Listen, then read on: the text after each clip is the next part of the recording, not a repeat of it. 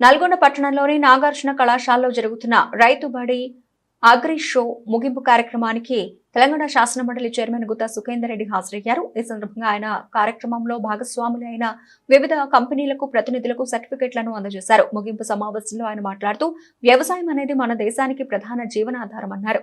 ఒకప్పుడు చేసే వ్యవసాయానికి నేడు చేసే వ్యవసాయానికి చాలా మార్పులు వచ్చాయన్నారు.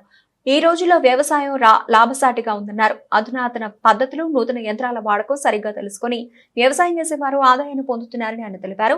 చాలా మంది యువకులు సాఫ్ట్వేర్ ఉద్యోగాలను సైతం వదిలి అధునాతన పద్ధతుల్లో వ్యవసాయం చేస్తూ ఆదర్శంగా నిలుస్తున్నారని తెలిపారు. ఎంతో శ్రమించి అన్ని కంపెనీలను ఒప్పించి ఇంత పెద్ద వ్యవసాయ ప్రదర్శనను ఏర్పాటు చేసిన రైతు బడి రాజేందర్ రెడ్డిని అభినందిస్తున్నట్లు తెలిపారు.